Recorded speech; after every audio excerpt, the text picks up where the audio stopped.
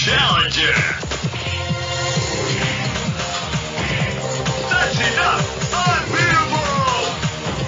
This is the Lives Street Fighter Alpha 3 podcast with your hosts, Quest and Lukefitz. It's showtime. Hello and welcome to episode 13 of the Lives podcast. My name is Luke and I'm joined as always by Quest. And today we have the pleasure of talking to Brian Costelloe, founder of the YouTube channel Since, Spaceys. Brian has a long and storied history in gaming, including working for the Sega hotline in Australia in the early 90s and writing for Megazone and Hyper magazines. So without further ado, over to you, Quest, to kick off the show. Thanks, Luke. Welcome to the show, Brian. How are you? Thank you very much. Interesting pronunciation on Sega.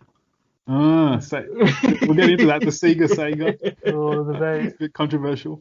Controversy, and the interview has just started. No, but thanks for having me on your show.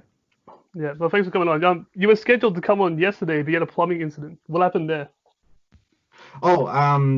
Basically the toilet decided it wanted to be a fountain. So, and I had to get that seen too. But it's all up and running now, and it's our fault because we knew it was kind of coming and we just didn't attend to it. But now we're actually thinking of selling this place, so we're trying to take care of things like that. And fair enough. It decided it wanted to get the attention it needed sooner rather than later.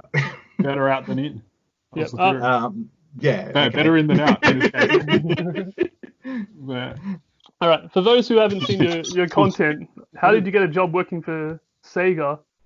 And what were the most common questions you got on the hotline? I used to write my own video game magazine, so I used to consume a lot of not just console-related magazines, but also Commodore 64 magazines. Even though I never owned a Commodore 64, I was just interested in the way they covered video game reviews, even on a system, like I said, that I didn't own. It was just always interesting to see what other games were coming out on different consoles at the time. I was mostly Sega focused at that time myself. And so the name of my magazine was the Sega Times. And I used to actually send copies of that into Sega at the time. do any still exist? Are they out there somewhere? The Sega Times? Sega Times? They died. I can't find. I've got a couple copies left, and that's it. But yeah, I used to have a whole box full of copies, and for whatever reason, they just disappeared. Yeah. I've had a few things just disappear. It's usually when you move house.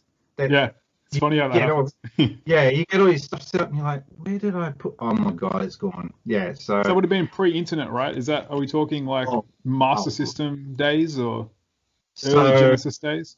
I would have been focusing on the arrival of a brand new monster of a console that was going to be coming out called the Mega Drive. The Genesis name wasn't even known at that stage. Yeah. Okay. Yeah. So what was the focus of those early articles that you're writing? Like mainly reviewing games that were coming out, or what kind of content were you doing? I didn't really have a political twist to any of the stuff I was posting, or it was just here's a game, it's coming out, is it good, is it not good, what news, what rumors are coming of new consoles coming out.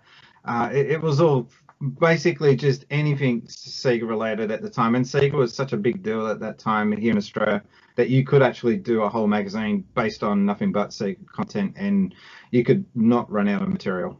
It was pretty big time for Sega at that moment.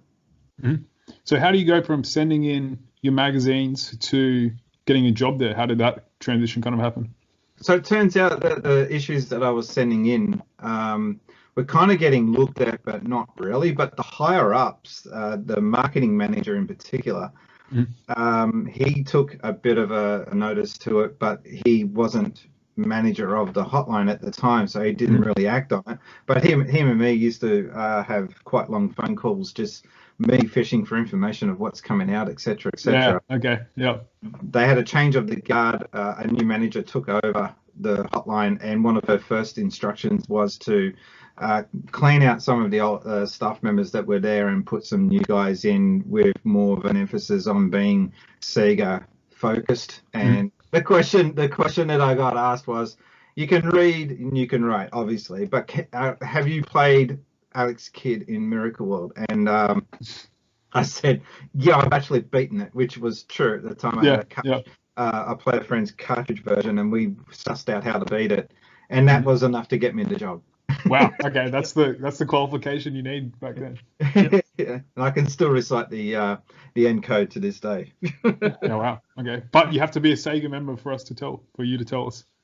Yeah, that kind of sort of kicked in midway through my time there. When I first started, it was just a phone call, and anyone could get hints and tips. But then they started to try and work out ways to get more people on the database so that they can have more names and addresses for marketing purposes. And one of their they knew they had a carrot in that people were ringing up for cheats. So in order to get the cheats, you had to be a member, and that was sort of what was their reasoning back then. Yeah, sure. Yep. What were your other responsibilities at the hotline?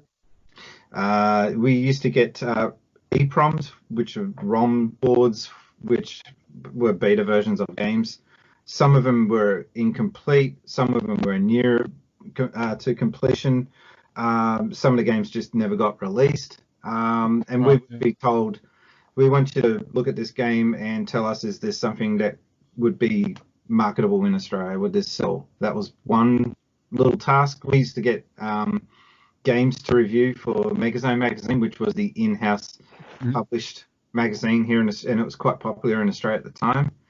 And we would also sometimes get asked to go to roadshows. So we would go to shopping centres and man a counter full of TVs and Mega Drives and Master Systems and just push Sega over and over again. Yeah. Yep.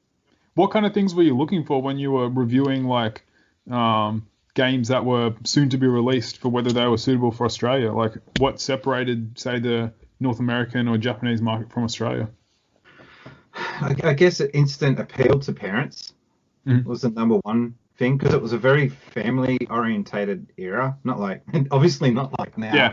Yeah, you didn't have your like Naughty Dog type releases and stuff back then. It just wasn't. I mean, Night Trap, which is another topic in itself, was sort of what started all that, and I was there for when that kicked off. And but prior to all that, it was just, it wasn't looked at as is it too violent or is it not violent? Because most games were just not really overly graphical enough to be interpreted as violent. Maybe Mortal Kombat or something, be it early. But that again came towards the end of my time there at Sega. Yep. But it was mostly to see if it was something that was marketable, quick and easy to pick up and play. And did it have a? I mean, there was games that were really bad. It got pushed really heavily, and that was one of them was The Simpsons, Bart versus the Space Mutants. Oh yeah, you mentioned that. Yeah. And I absolutely despised that game. But it was marketed heavily because of the Simpsons name. So that kind of marketing appeal. That appealed to the people upstairs, and it didn't really appeal to me so much as a gamer. Yeah. Did you play anything early that you were amazed by, or like something that ended up going on to become like a classic game? Easily Streets of Rage 2. Wow. I got to play. It was on the EEPROM board. I got to take it home, which was amazing. And how do you play that if it's on some kind of like special board? Did you play your console? Or? Yeah, so the cartridges themselves were just like obviously the standard cartridges that you and I got to play, but every now and again you get the game sent in from Japan in clear plastic tubes, and we had to actually insert the chips in a certain order to make sure that they were going to work. Right, and the EEPROM board was a circuit board. It was easily 3 or 4 times the size of a normal cartridge. Yeah, and it would stick out of the cartridge slot. And that the first time I got to see one of them was when I got invited in as a 17-year-old to play a beta version. I think it was beta. I'm not sure, 100% sure, but it was an early release version of Sonic the Hedgehog.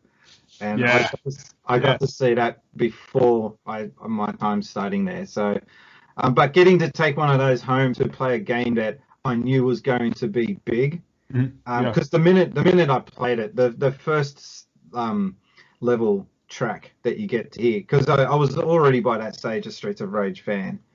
But I knew that it was going to be a massive game, because EGM magazine was saying it's going to be the biggest Mega Drive title memory size to be ever released. But to see that first level in its it was fairly well completed by that stage. It's just that we didn't get to see the rest of the game. And I just knew straight away how big that title was going to be.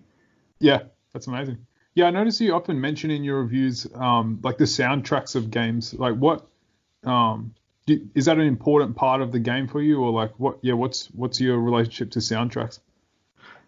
Just the emotional attachment to a game. Like if a soundtrack's good, it can get the energy right in the game, especially like with Streets of Rage. You got the jazz, you got the house music and techno, and it makes you want to smash crap up. Definitely. Did you play there was a new Streets of Rage game very recently, right? What do you think of that? I still haven't played it. Okay, saving yourself. I want to get it on a physical version, and that's I guess another big topic at the moment: physical versus digital. I mean, with the way digital's going, I wouldn't be able to have a collection of games like I've got behind me now. It's just going to be interesting to see what game collections are going to be like, or even if they're going to be a thing moving forward. But that's the reason why I haven't played it, is because I don't want to spend $30 on something that I'm not going to be able to hold something tangible. Yep. What motivated you to start a YouTube channel up? I missed the industry. I left the industry it would have been about 95, and for one reason or another, I just couldn't get back into the industry. And I just missed being a part of it. And at that time, I thought I was a big part of all different aspects of video gaming at that stage. And from 95 all the way up until 2016, I felt like I was on the outside looking in again. I hated it, and I wanted to find some way of being able to be an active voice in the gaming community once more. And YouTube was something that I looked at for a long time, but just didn't have the technical means to get into until at that point. Yep. So the Since Spaceys Show, or what was it called previously? It had a previous name. Yeah. It used to be called Yes Another Bloody Gaming Podcast. Yeah, that one. Was that when you started the channel? Did you have that in mind, like straight away? Like, this is what I want to do. No, I kind of, my first focus was just to first get videos up and running and see how I can get my head around editing and audio levels and all that sort of nonsense. And just, I had no formal training. I've never stood in front of a camera before doing any of this. But I like your 2-camera setup. I notice you have like a AV camera, and you're like throw the one, throw the other. It's interesting. To get that to work, it felt like I discovered gold or something. It was just so hard to learn the editing aspect of how to get that to happen. Was a bit tricky, but now I can do it no problem. It's just it comes easy to me. But for someone that had never touched editing software before in their life, I felt like I felt like an achievement unlocked when I managed to do that for the first time. And everyone comments on that. It's just like, it is double the work, but I think having that 2-camera aspect to my videos, it just helps eliminate the stale approach that you see on some channels. Not to bag out channels that do only have the one camera.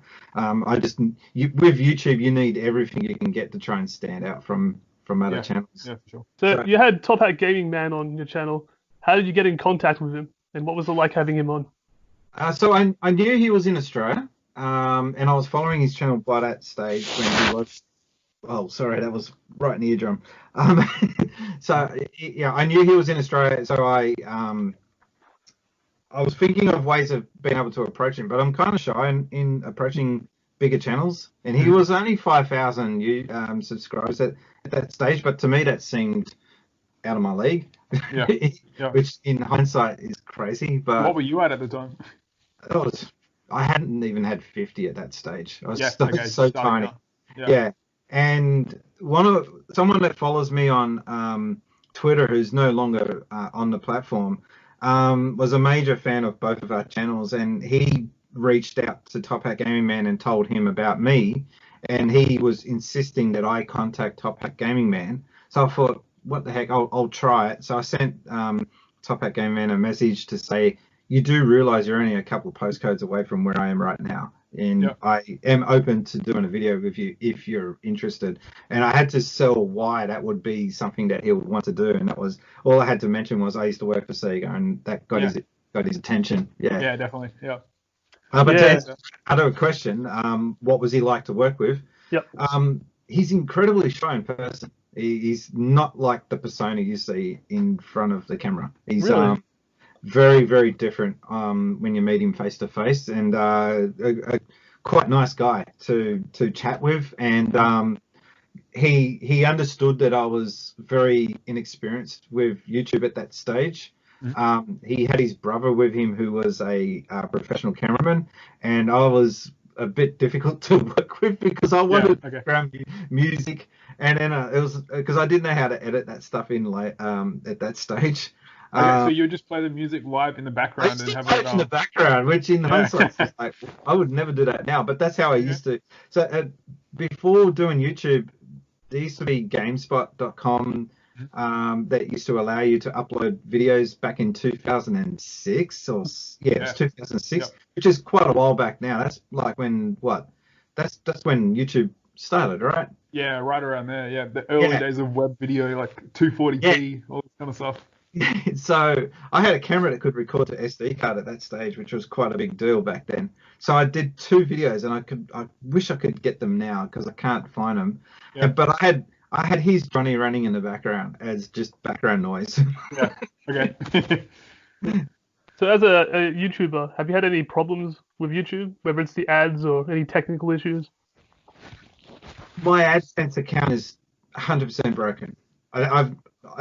Since 2016 to now, I've made 0 on the platform. Yep. Jeez. But you have Twitch though. But I use Twitch, and I've had some success on there. I'm just starting out on the platform though. Yep. I've been on there for 2 years, but I've only really been taking it. So how does it? How does it compare to YouTube? In what regards? Just in general as an experience, or? Oh yeah, in terms of your experience with it, and also the responsiveness of the people that run it and stuff like that. Well, I find that YouTube's, for example, their support is non-existent. But when it comes to getting any kind of support in the background, Twitch is 1,000 times better. But just as an experience in general, I don't know. I think YouTube enables opportunities that Twitch can't offer you, but the instant satisfaction or gratification is way better on Twitch. Mm-hmm. So they have plus and minuses that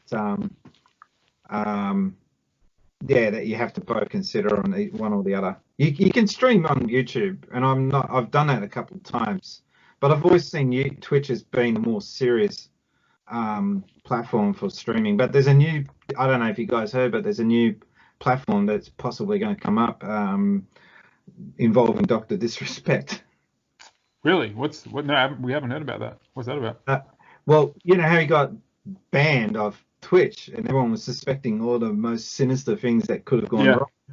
Apparently, none of that's true, and it was just that Twitch got wind that he was trying to start up a new Spotify streaming service called Brim or Brim. I don't know how they're going to pronounce it. Brime. And they're Spotify trying to start up video. Yeah. Interesting. It's happening. Yeah, that's good scoop. You still got your journalistic kind of flair going on there. Oh, I'm always lying. Yeah. So speaking of which, do you think there's still, like in game journalism today, is there still space for magazines, or is it all kind of digital only these days? No, digital only. I love Hyper Magazine. Yeah. However, I stopped buying the actual physical magazines a long time back, and that's not because one day I woke up and said, "No, that's it. I'm not going to do it." It's just something that stopped becoming part of my routine. Mm-hmm. Yeah. You've been on some panels before. What was it like going on PAX? PAX was super awesome because it wasn't my first panel. We got to do a panel up in the Blue Mountains as a bit of a test run on how that all works out. We got interviewed by Hex from Good Games, from Hex and Bajo fame. But PAX itself was just such a epic, massive event. I think it was 60,000 people over 3 days. Wow, that's Yeah. huge. So like, and that's pre-corona days. So Yeah. you can't fathom what it would be like to be in a room that packed now in the current atmosphere, in the current environment. But just being on the stage on such a glamorous, gorgeous stage as it was down there, with a professional audio, AV crew there manning the screen behind us and all of our audio as well. It was a great experience, and I would love to go through and do that again. We've got some plans coming for something involving not just Sega but also Nintendo. I won't go more into it in case it doesn't work out. Yeah. But we want to plan something again, similar to what we did, but just mix it up a little bit more. So would it be with the same guys you had on the previous panel, or different people? If they're agreeing to it. I mean, I'm certainly putting my hand up and wanting to fly back down to Melbourne and do it all again. But it all depends on what the other guys, what's going on in their life at the time. Yeah, you also went to a Hubcon. You're on that panel as well. Yeah, that's the one with Hex. Oh, that's the one with Hex. Okay. Yeah, Okay. that was kind of a test run for me on what it's like to be in a room full of strangers and just talking. The way I was viewing it was, it's just like YouTube, except you can actually see the people instead of it just being a camera. It was, it was actually good. There was no in that Hex interview that we did. There was only one person that got up and left, and that could have been just to go to the toilet or something. So and we were there for about an hour or so. So that we've walked away from that thinking that was a bit of a success. Yeah. Okay. Fair enough. You mentioned before about working with Nintendo. What was the relationship between Sega and Nintendo at the time in Australia? Like, do you guys have animosity towards them, or like what? Totally. What were you guys thinking about them? Yeah. Totally. Okay. Yeah. I had in my folder an anti-Mario sign made up. Yeah. Wow, okay. And I used to prank call them. The Nintendo hotline or something like that? Yeah, I used to. I don't know what the other guys did, but I certainly did it. I prank called the Nintendo hotline and just asked them when is Sonic coming out on the Super Nintendo and stuff like that. Yeah. Just to try and get a reaction. And they were the obvious troll questions. I wasn't trying to pretend to be a genuine caller. Yeah. And they were just so awkward to talk to. Yeah. And they just didn't run along with it. They were just I even had one guy, I think, just hanging up on me. Just Right. Yeah. So who was on top in the early 90s? Like, I think you said in one of your videos that when Sonic 2 came out, that was basically peak Sega. Like, at that point, did you ever feel Sega was on top? Well, they were. It wasn't it wasn't a feeling. It was a fact. Yeah. Okay. They were more. Sonic was more recognizable than Mickey Mouse at one stage. Yeah.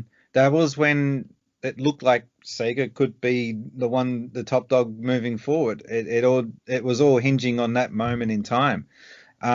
Just sadly that they decided to make all these odd decisions. People blame the Mega CD. I don't blame the Mega CD. It was more 32X era onwards that started to go, what the hell for Sega. Yep. What was it? Was it the consoles, do you think, or just the first party games weren't quite as good, or what were you? No, there was too much in-house fighting.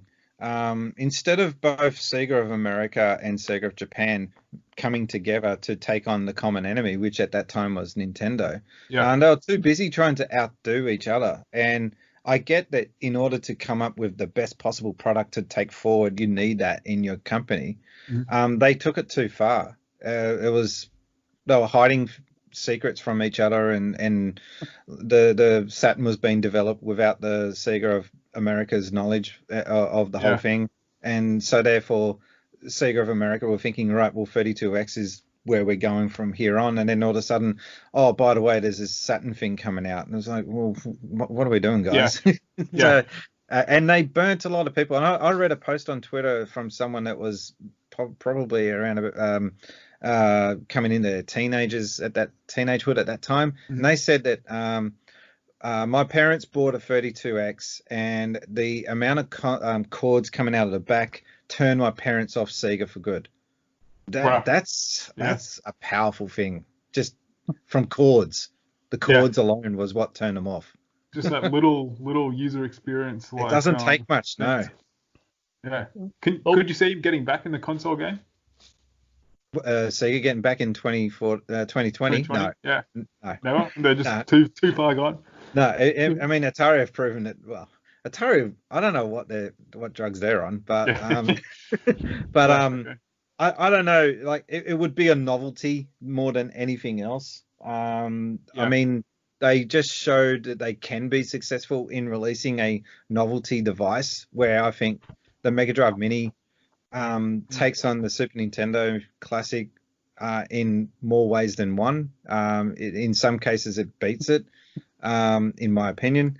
But then they come out with another announcement with the Game Gear Mini, and it's just like, what are we doing, guys? Well, we have a question from one of our listeners, Revade. He has his own idea of how to save Sega. He said, would it have helped Sega World if someone was in a Sonic the Hedgehog suit, there to fall and drop a bunch of rings if anyone bumped into them? I think you could work with that, though. They didn't play on the rings side of things enough, I think. I don't know. Maybe make a human crane event where you've all seen that, where they get a guy who's the crane and put him in a whole bunch of rings, and every ring he gets a prize or something. I don't know. Well, I haven't seen that. Maybe I should look it up. Did you actually go to Sega World? Because I know it was in Sydney. Sadly, I only went once. But interestingly enough, it was the pre-run test run. So, really? So the Sega employees went there first or something? No, I wasn't working for Sega time. So how I got the ticket was a neighbor across the road used to work for Nestle, or as we were calling it back then, Nestle. That's a true story. They actually had to come out with a commercial to correct everyone on how the pronunciation should have been. Yep. So I had a Nestle staff member offer me their tickets because they were sick. So I fluked on it, and I'm so glad I did, because it wasn't open to the general public. There was no way that I would have been offered that any other way at the time. Yeah. And I actually was bumping into ex-colleagues when going on that test run. People that were in totally different areas of the company had been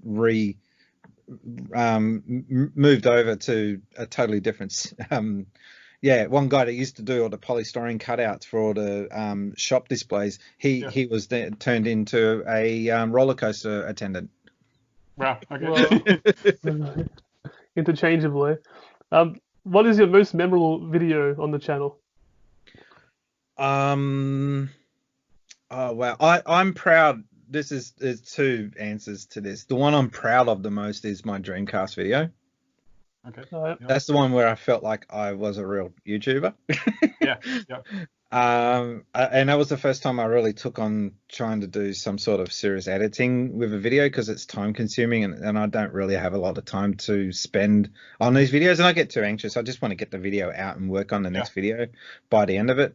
But the one video that has really drawn the most attention to my channel is the one where I discovered the Sonic statues from the Sega World statues. What's the story with that, like, for some people listening who haven't seen those videos? So I'm editing a video, and one it was a Since Spaceys Show episode. I can't remember. It was a podcast, and they take forever to edit sometimes. And while I'm editing, on my other screen, I noticed a message pop up. It was a direct message saying, "We need to save Sonic." That was it. That was the message. I'm like, what drugs are they on? Yep. And then they sent me a link. So I clicked the link, and it was an article posted on a Facebook group about how the Sonic World statues have been located after all these years. And the picture that I saw just instantly got my attention. It was just like this decayed really run down looking Sonic statue with a half Sally statue. So the main thing that got my attention was, one, it was a Sega World statue that's still in existence, and two, it's a Sally statue. What the hell? Like, Sega very rarely acknowledged that character in anything. Well, I'm not even familiar with that character. Where is she from? So she's from the Archie comics. Okay, and right. She only makes one appearance in one official Sega game, and that was Sonic Spinball. And it's like a pop in, pop out moment that if you blink, you'd miss it. Yeah. So she was kind of loosely canon, but Sega World fully embraced that character. They had mascots walking around dressed as her, and they had a statue out the front. So yeah, okay. And I think they wanted something that would appeal to male boy gamers and girl gamers. So gamer girl wasn't really an expression back then.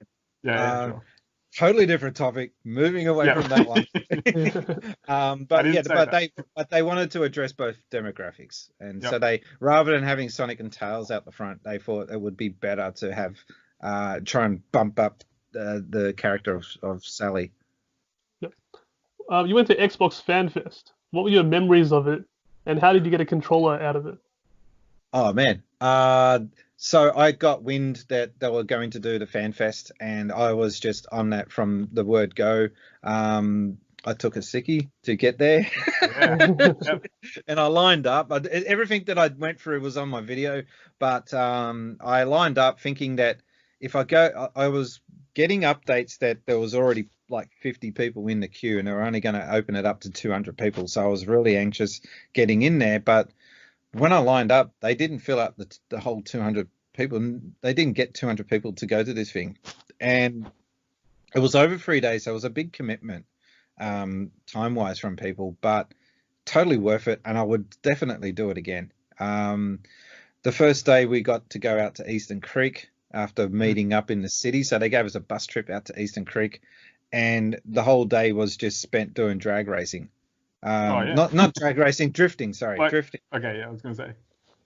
And everyone got to have a turn at the drifting. They were just doing it constantly all day, and you'd have to line up and wait for your turn. But and then we went to the launch of Gears of War 3, I think it was by that time.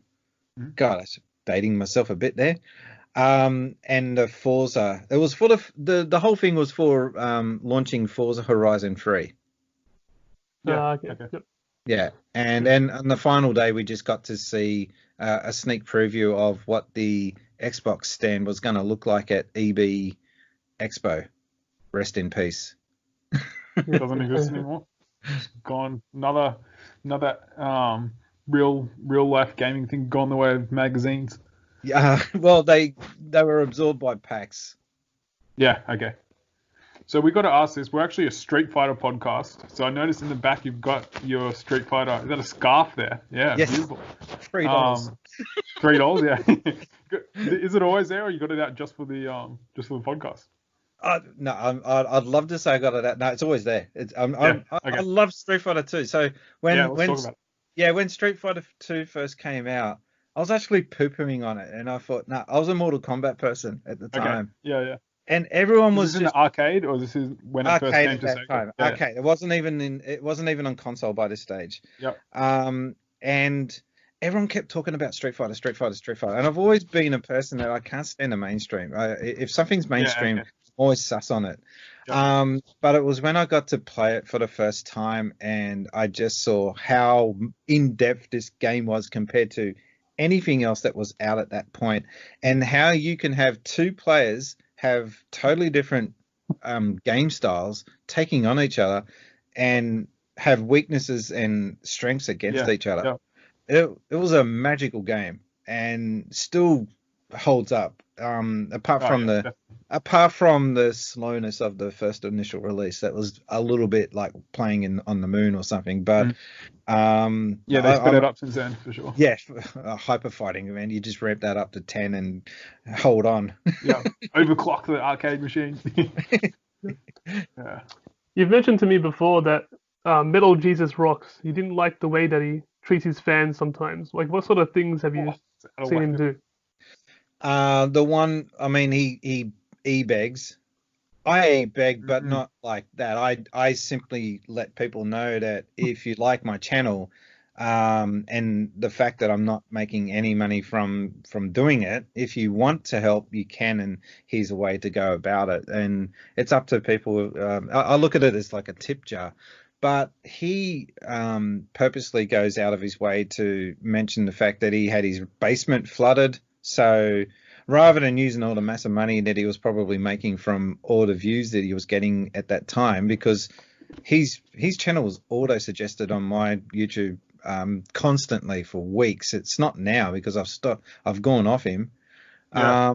But the one event that, well, the one thing that really got my attention and just thought, wow, that is wrong. He was at some panel, and it was him and a bunch of other big YouTubers like him. And right in the middle of it, rather than wait to the end when, okay, if anyone wants to come up, you can, this person just walks up halfway through it. And then, like, offering a gift at an altar, they dropped it. Really? Yeah. It was a big, is it Fat Boy? Is that what they called the big bomb in Fallout 4? I'm not sure. I haven't played the game, but It's a massive bomb, Yeah. like a limited edition atom bomb, yeah. and they give that to him, and Yeah. he just turns around and walks back, and there was no sort of, I don't know, Acknowledgement. maybe I just misread it, or maybe I'm looking into it too much, but he didn't. I mean, if someone did that for me, I would have been, I don't care if the other panelists are talking, I would have said, sorry guys, I've just got to interrupt. This is such an awesome thing. Can we all get a round of applause Yeah. for Okay. him offering this as a gift? That's an awesome, that's a huge stretch for someone to do all that. And he didn't, he just didn't stop. He just sort of put it down in amongst the other stuff that he had. And Is that a size thing? Like, once you got 1 million subscribers, you're just getting like I don't know. more stuff I to hope poke that, together. I mean, I'd hope to think that if my channel ever did pick up, that I would never get like that. I would always want to be going out of my way to be grateful and thankful for any sort of attention that my channel could get. Sure. But yeah, that's just my comments on Metal Jizz. I mean, I got nothing against the guy, but it was just that I saw that and it did rub the right way with me. Yeah, fair enough. Going back to when you made the channel, were there any YouTubers, like gamer YouTubers, that you looked at and you said, like, I like what they're doing, I'd like to do something similar to that? Or I did a video, 10 YouTubers that inspired me. Actually, no, was it 5? 5, that's right. But 2 that really stand out for me is Happy Console Gamer. Yep. I don't know if you're familiar with him. He's a Canadian. He's about my age, but has had a totally different life experience to me. He's really good because of the energy that he brings to his channel, and he was one of the first to do what I'm doing with a game collection behind him and then just talking in front of a camera. And Classic Game Room. Yeah, I'm a big fan of Classic Game Room, where I was back in the day. Yeah, and it's such a shame that YouTube didn't prop him up to be something bigger than what he was, because he was YouTube for quite a long time for me, and it's just something that YouTube has never really recovered since he's gone off the scene. Yeah, I remember him covering all his PS2 racing games. That was like one of my favorites to watch. Well, the first sign that something was up was when one day he comes up and re-releases the Gran Turismo video. And you're thinking, oh, what's going on? And he was complaining that someone had gone through and has removed all his videos or flagged his videos for copyright. That was because those games have music in them. Yep. That sucks. So that was the first sign that something was not right between him and YouTube. Yeah. When the Sega Dreamcast came out, what was your opinion on it? And since then, has your opinion changed? Like your first impressions, I mean to say. My first impressions of the Dreamcast was, well, when I first heard that they were doing a new console at that stage, I was thinking, God, I hope they get this right, because PlayStation has really kicked their ass. Yeah. Yeah. And then, but when I saw it, one of the first games I got to see on it was Sonic Adventures, and I was blown away by how smooth and how crisp that game looked for its time. It really did live up to any kind of expectations anyone could have had on a new Sega console. And I know that the PlayStation 2 is technically more powerful than the Dreamcast, but I just think that there's something about the appearance and the way the graphics appear on screen for the Dreamcast games looks so much more better to me personally than the PlayStation 2. Yep, fair enough. Do you have any questions, Luke? Any more?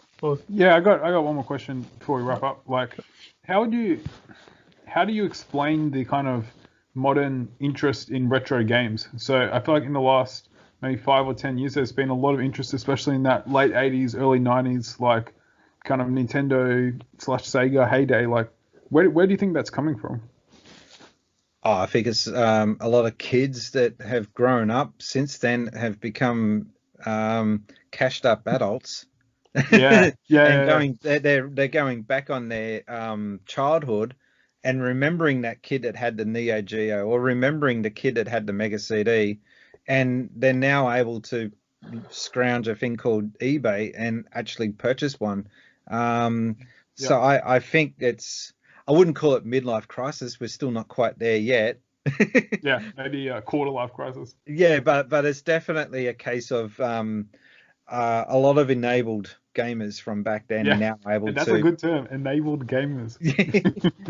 But you know, and I'm so glad that we've got things such as the Mega Drive Classic and the Super Nintendo Mini, or whatever, the vice versa. No, Mega Drive Mini, sorry, and Mega Drive Mini, Nintendo Classic. Yep. Yeah. I love both of these equally. I know I boast and brag about the Mega Drive one more because of my past, but you are talking to a guy that had a Super Nintendo in the Sega hotline playing Street Fighter 2 while taking kids on Alex Kids, so yeah, okay.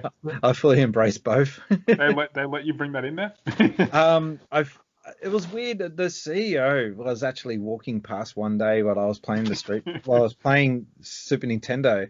Yeah. And I was waiting to get spoken to, and it just didn't happen. It was just so laid back. It wasn't like, I don't know if you guys have seen, there's a Sega hotline video from Sega of America, and that is so much more corporate than what we were. We were just your video is loose. That one that you showed from like Christmas. There was no managers around at that time. They were just like lying on the ground, like everyone's making sounds in the background while you're taking the call. Like it's that was a few days out from Christmas or after. I can't quite remember.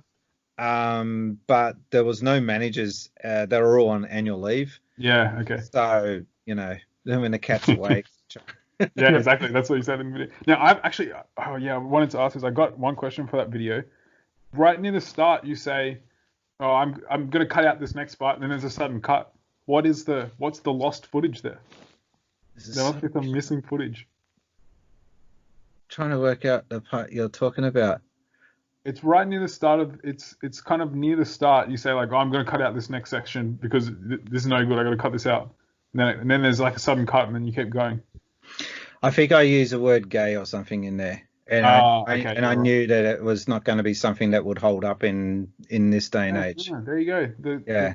The question is answered. Yeah. It's different times. But I mean, even back then it was an immature thing to say, but we just said it. But if you were to post that now, I think this, especially like today now with what's coming out on YouTube with this cancel culture going, I think it's going a bit too far. I think there are some things that if you get found out about, like from your past, that you were doing back then that was criminally wrong, then certainly you should be held accountable for it. Big difference between saying a word and like. But words alone and just saying something that was inappropriate for today's standards compared to back then, getting chastised about it now in 2020. I've changed as a person since back then. There's no way that 18-year-old would have the same opinions as this 40-something-year-old now that, okay, I'll say 46. It's a long time ago. Yeah. And the other thing is the language changes. Like the general language that people use will change over time, and the meanings of it and how it's interpreted will change. So Yeah. these days, Yes and some no. words that are more controversial. Where back then it was Do just you say, anyone for would say example, sick? Like, oh my God, that's so sick. when I was younger. Yeah. The first time I found out about that was when I was working on the Sega hotline. It was one of the other staff members. I was just confused. You go, oh man, that's sick. Like, That's what do you sick, mean? bro. What's wrong with it? Yeah. Yeah. I just have two more questions. You made a video called Top 10 Best Controllers of All Time, but what is the worst controller you have used? Oh man, worst controller. Yeah, worst controller. Is there any maybe third-party controller you had that was just crap? In television? Like Yeah, the Intellivision, I think. I don't know if you're familiar with that console. No, what's that one? what's that? It was a competitor to the Atari 2600. Oh, so old. We're talking old. Real old school. Yeah. Yeah. And so this was a really experimental phase of video gaming. And this thing looked more like a telephone than it was a controller. The only saving grace for it, though, which is one cool feature that it had that I would love to see brought back, but it would never happen. They had insert overlays. And so if you put one of those overlays in, it would tell you what the buttons do. Yeah. And I think I've seen that. Angry Video Game Nerd has a video about this. Oh, okay. And there was another, I think it was the Atari Jaguar that also did it as well. But I've got an insert overlay for He-Man. Nothing screams 80s more than an Atari, an Intellivision controller with an He-Man holding up a sword. Oh, yeah. Yeah. My last question is, what do you give to your Patreon supporters? What sort of things? I'm still sussing all that out. At the moment, the only thing that I can really give at this stage is while I'm doing streaming, I allow Discord to be opened up to Patreon supporters and also subscribers to my channel. And when I say subscribers, I mean Twitch subscribers, which is a totally different thing to YouTube subs. So that they can come in and chat with me while I'm in the middle of a stream. And when I say chat, I mean actual voice chat. Yeah, right. Okay.